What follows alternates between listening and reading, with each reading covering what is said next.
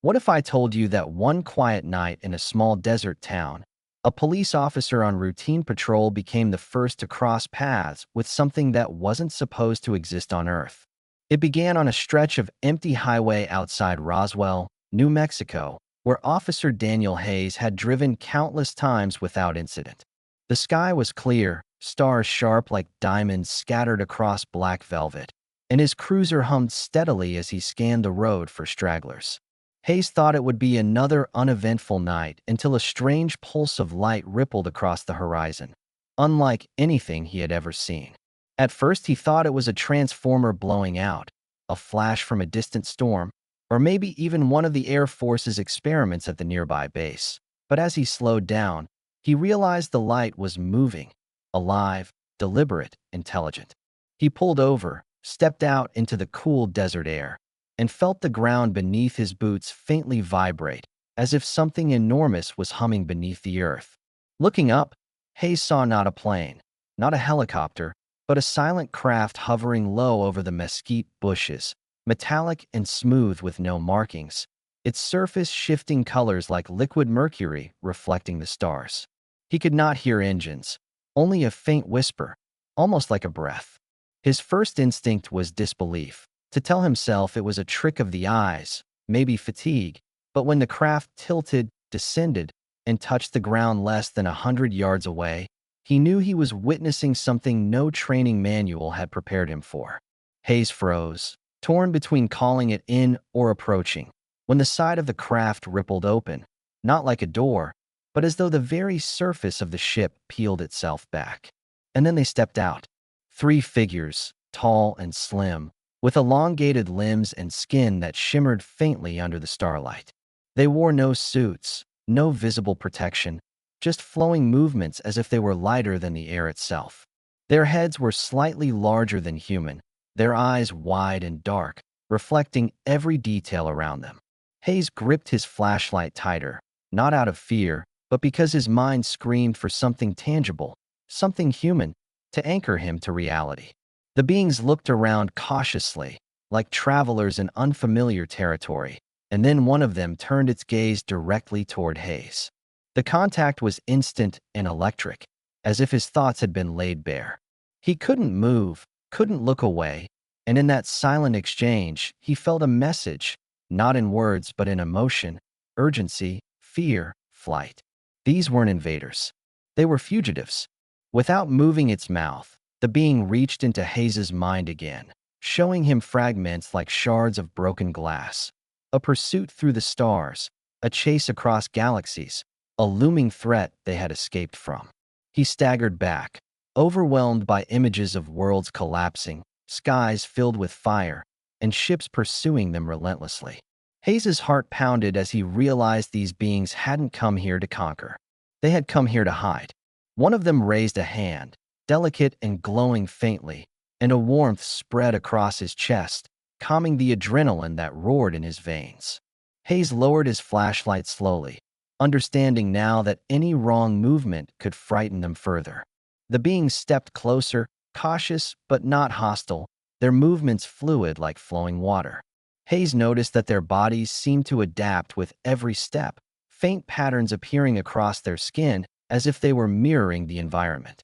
The desert wind rustled, carrying the scent of creosote and dust, but beneath it there was something else, an ozone tang that clung to the air around the ship. "What do you want?" Hayes whispered, though he wasn't sure they could understand.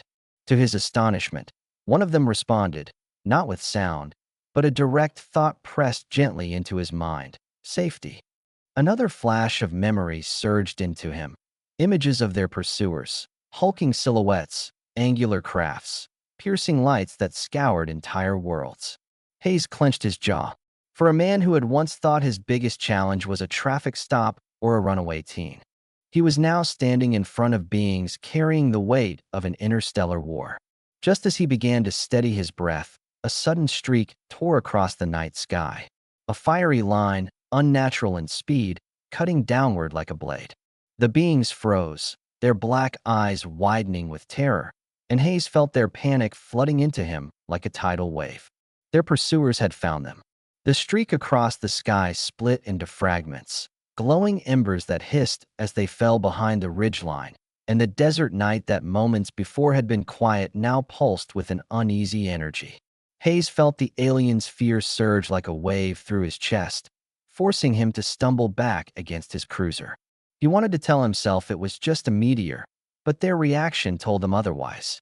These beings had crossed light years, and if they feared what had just entered Earth's atmosphere, it meant something more than falling rock. The tallest of the three reached out and touched Hayes's arm with a hand light as air, and in an instant a vision filled his mind, sharper than any dream. A craft shaped like a spear tearing through darkness, hunting relentlessly, a beacon searching. He saw flashes of the same streaks raining down on another world. Only this time cities crumbled and skies split apart. He gasped, pulling free, sweat cold on his forehead. "They're coming here," he whispered, though no one was around to hear except the beings who already knew. The air trembled again with a low hum, this time not from their landed vessel, but from the distant horizon. Hayes squinted, his training kicking in despite the madness. A faint light was growing, moving across the desert floor, far too low to be an airplane. The aliens turned toward their craft, shimmering skins pulsing with faint patterns like a language. Hayes understood without words. They were preparing to flee again. But something unexpected happened. The smallest of the three, barely taller than Hayes, stopped at the edge of the ship and looked back at him. Its enormous eyes fixed on him, sending a cascade of emotions that left him breathless: gratitude, trust, a desperate plea. They didn't just need to escape, they needed help. Hayes's thoughts spun wildly. How could he possibly help beings from another star when he couldn't even comprehend their language? Yet the impression was clear. He was the first human they had encountered, and in this moment, he was all they had. Before he could speak, a beam of harsh white light sliced through the night sky, sweeping across the desert floor like a searchlight. The aliens pressed closer to Hayes instinctively, as if his mere presence could shield them. His radio crackled suddenly, a burst of static loud in the silence. "Unit 4, do you copy?" the dispatcher's voice barked. Hayes froze, staring at the mic. He could answer, call for backup, explain nothing and everything at once. But a whisper inside his skull, not his own, pleaded. No, the beings' voices inside him felt urgent, commanding without force. He reached for the radio, thumb hovering over the button, then slowly pulled his hand back. The dispatcher called again, irritation in her tone, but Hayes let the static fade. The beam of light moved closer, scanning, until it stopped near the ridge. The hum intensified, vibrating in Hayes's ribs.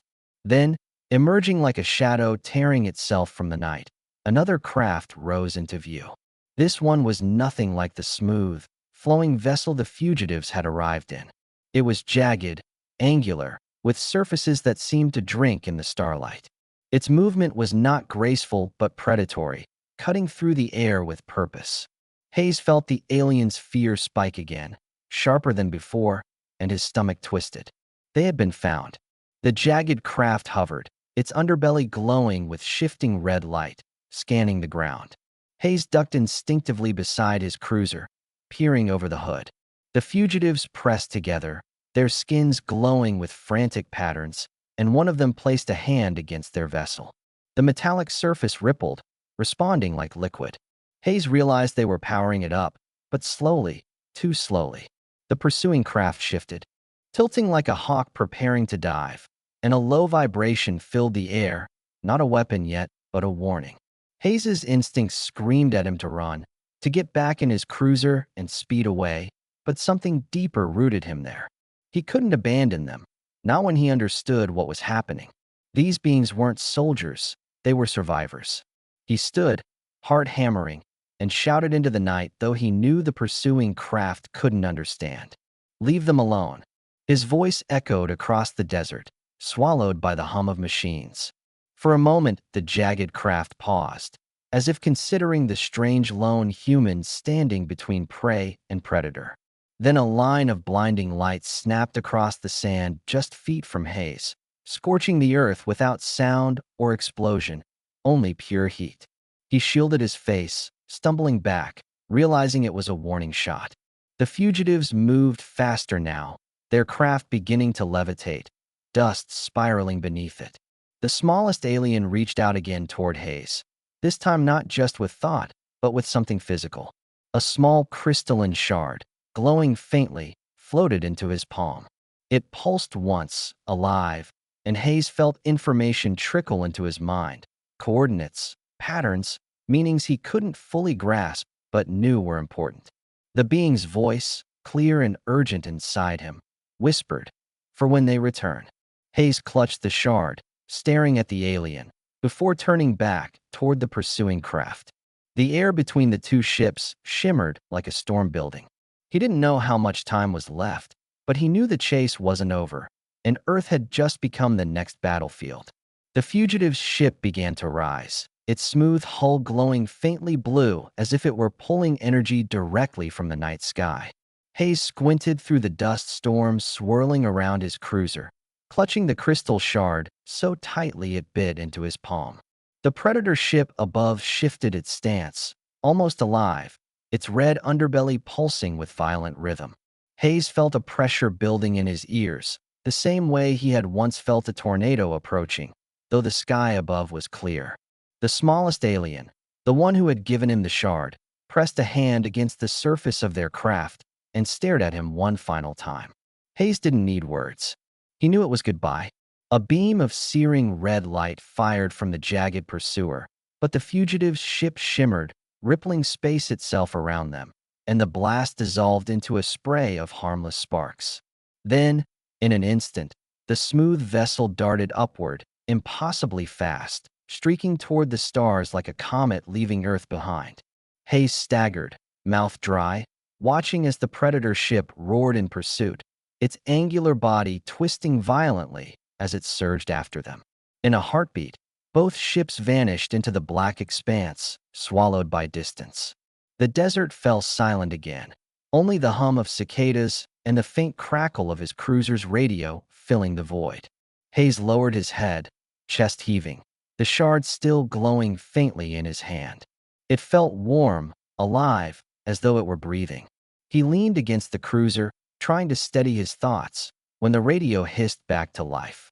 "Unit 4, respond," the dispatcher repeated, sharp and insistent. Hayes hesitated, staring at the empty sky, then pressed the mic. "Unit 4, just a minor disturbance out here. False alarm. Clear." His voice shook, but he forced calm. There was no way to explain what he had just witnessed, and even if he tried, who would believe him? He slipped the shard into his pocket, its faint glow hidden beneath the fabric, and sat back into the cruiser, gripping the steering wheel like it could anchor him to reality. For the rest of the shift, he drove aimlessly, his eyes constantly scanning the heavens, waiting for something else to appear. By dawn, exhaustion pulled at his bones, but the images refused to leave his mind. The fugitives' terrified faces, the relentless Predator, the crystal in his palm whispering with unspoken knowledge. He went home, slept fitfully, and when he woke, the shard was still there on his nightstand, glowing faintly even in daylight. The next days blurred into uneasy routine. He went on patrols, wrote tickets, answered calls, all while carrying the shard in his pocket like a secret heartbeat. Sometimes, when he held it tightly, he could feel faint impressions, coordinates flashing like constellations, fragments of a star map, and echoes of voices not his own. He knew he should turn it over, maybe to the Air Force or some government lab, but each time the thought crossed his mind, a heavy dread filled him, as though the shard itself warned him not to. Late one night, a week after the encounter, Hayes drove past the same stretch of highway where it had all begun. The desert was quiet again, but his skin prickled the same way it had before. He pulled over, stepped into the cool night air, and for a long moment simply stood there, listening. That's when he saw it. A faint shimmer at the horizon, not light but distortion, like heat waves bending the stars. It pulsed once, then vanished. Hayes felt his heart quicken. They were still out there. Maybe the fugitives, maybe their hunters, but Earth was no longer an isolated backwater. The shard in his pocket warmed, sending a rush of meaning through him. Prepare. He swallowed hard, realizing what it meant. They would return.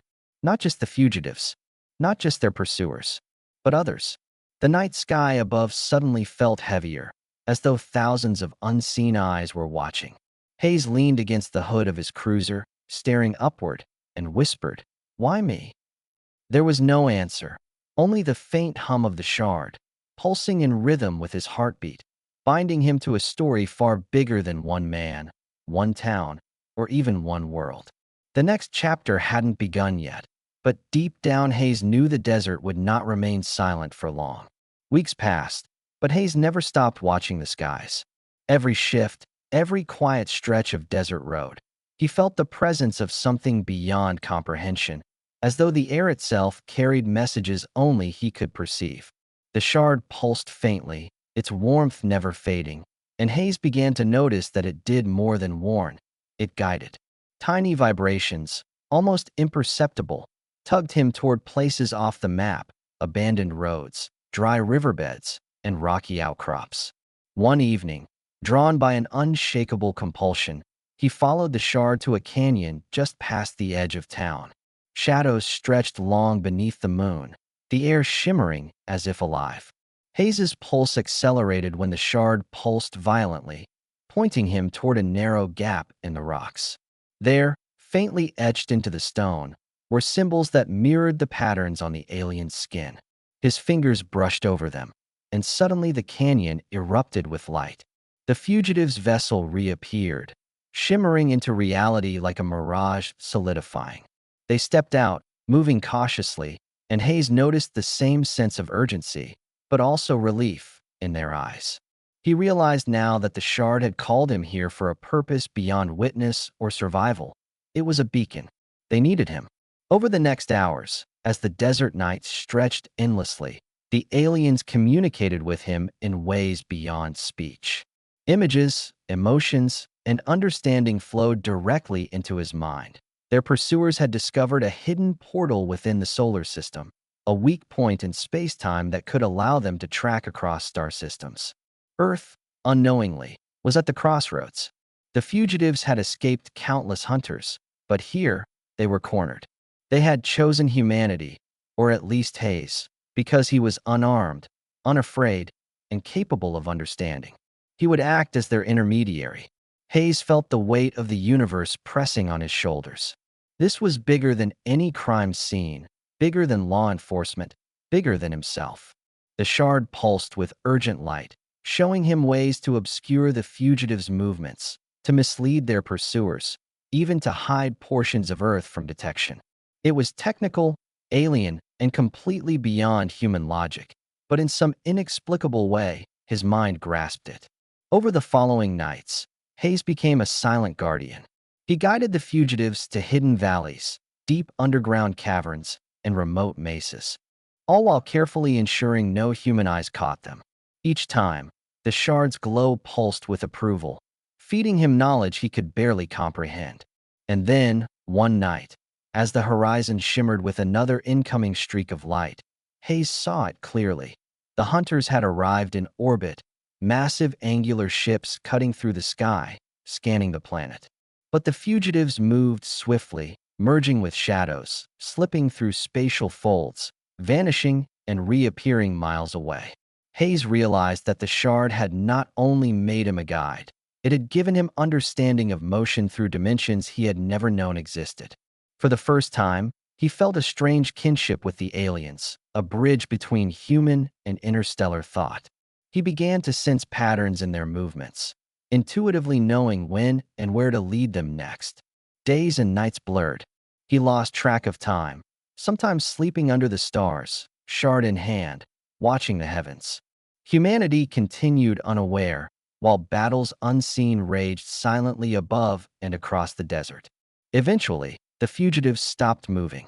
They hovered on a plateau, the shard glowing brighter than ever, signaling that the immediate threat had passed, or at least been delayed.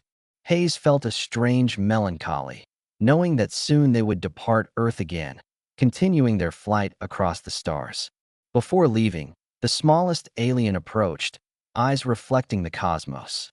Through thought, it conveyed gratitude deeper than words, a promise. They would remember, and perhaps one day, humanity could play a part in the wider universe. Then, in a burst of iridescent light, their ship dissolved into the night, vanishing beyond the clouds, leaving only the shard behind in Hayes's palm. He stood alone in the desert, heart pounding, aware of the secret he now carried, a story humanity could never believe.